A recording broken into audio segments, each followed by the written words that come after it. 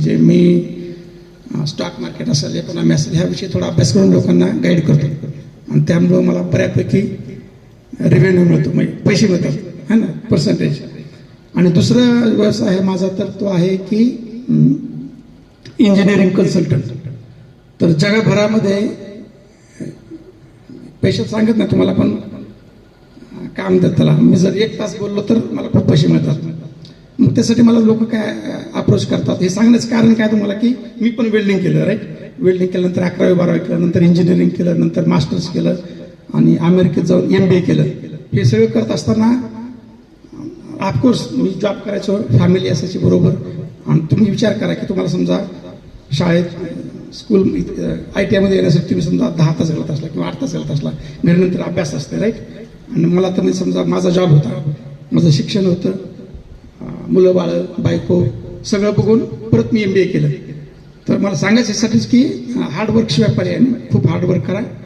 आणि माझी जी कंपनी आहे इंजिनिअरिंग कन्सल्टिंग, तर जगभरातून सर्व भागात जिथे काही रिक्वायरमेंट असेल, गरज असेल त्यानुसार मी कधी 1 तास, कधी 1 आठवडा, कधी 1 महिना अशी कन्सल्टिंग देतो. कन्सल्टिंगमध्ये काय असतं की you are expert in that field.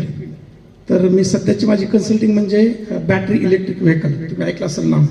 म्हणजे काय, लाईट इलेक्ट्रिसिटीवर चालणाऱ्या, बॅटरीवर चालणाऱ्या 2 व्हीलर्स असतील, 3 व्हीलर्स असतील, 4 व्हीलर असतील, मोठे मोठे ट्रक असतील. तर मी बऱ्यापैकी मोठ्या मोठ्या ट्रकवरच सध्या कन्सल्टिंग करतो. आणि दुसरं एक आहे त्याच्यामध्ये की फ्युअल सेल. तर फ्युअल सेल म्हणजे हायड्रोजनवर चालणाऱ्या गाड्या, म्हणजे हायड्रोजनवरून इलेक्ट्रिसिटी तयार करायची, त्याला बॅटरी असेल, बॅटरी पॉवर करून पुढे चालायचं. तर अशा मी सर्व गोष्टी करतो. तर तुमच्यासाठी महत्त्वाचं सांगायचं म्हणजे की 3 गोष्टी, की कोणतीही गोष्ट तुम्हाला सक्सेस करायची असली तर 3 गोष्टी लागतात.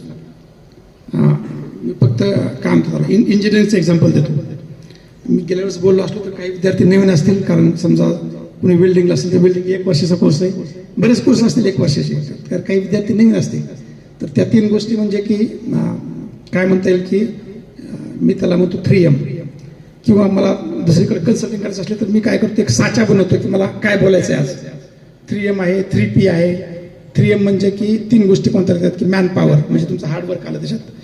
नंतर मशीन और इक्विपमेंट म्हणजे तुम्हाला युद्ध सामग्री, युद्ध चालू असल्यामुळे युद्ध सामग्री तोडत आला माझा शब्द, की तुम्हाला मशीनरी पाहिजे काहीतरी करण्यासाठी, राईट. वेल्डिंग असेल तर वेल्डिंग मशीन असेल, मशीनिंग करायचं असेल तर मशीनिंग मशीन असेल, त्याला मशीन किंवा इक्विपमेंट म्हणून. आणि तिसरं म्हणजे मनी, राईट, रिसोर्सेस. पैसे असल्याशिवाय काहीच हालत नाही.